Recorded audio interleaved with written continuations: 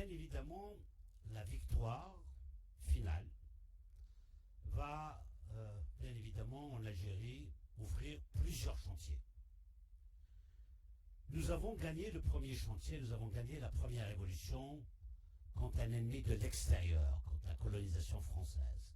C'est ce qu'on peut appeler une indépendance politique et militaire. 57 ans après, l'enjeu n'est plus un ennemi de l'extérieur. 57 ans après, l'ennemi est à l'intérieur. Il est composé, on le connaît maintenant, il est identifié, il s'appelle le FLN et ses alliés. Un FLN et ses alliés qui est basé, qui est organisé, structuré sur un système qui s'appelle, qu'on vous appelez tous, le système de corruption.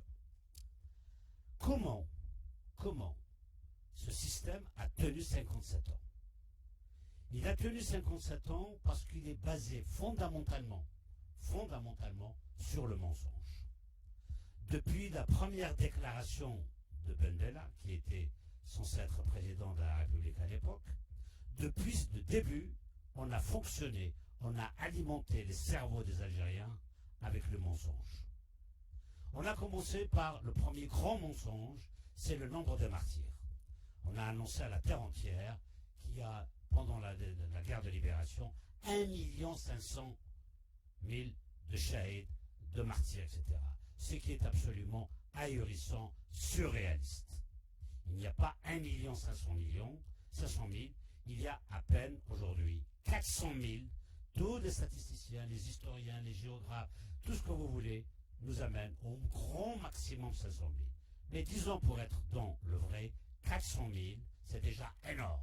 C'est déjà beaucoup pour un pays qui, n'oublions pas, à l'époque, faisait à peine 11 millions avec les Français. C'est déjà énorme, c'est déjà beaucoup.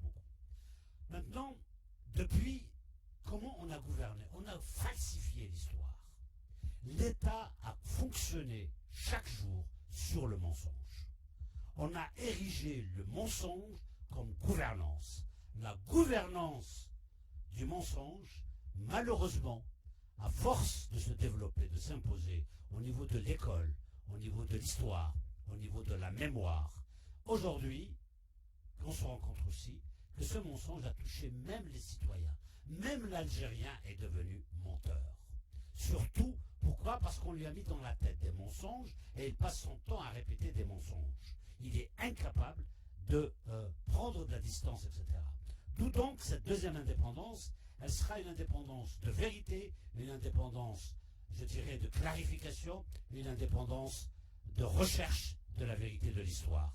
Parce qu'elle sera tout simplement une indépendance et surtout une révolution de civilisation pour qu'on puisse définitivement tourner la page du mensonge et permettre aux Algériens d'affronter la vérité de l'histoire, d'affronter les vérités sociales, d'affronter tous les défis, tels que le statut de la femme, tels que le rôle de l'islam dans le pays, tels que beaucoup de sujets que désormais il va falloir maintenant les inscrire dans la Constitution et que ce pays mûrisse, grandisse, devient adulte et civilisé.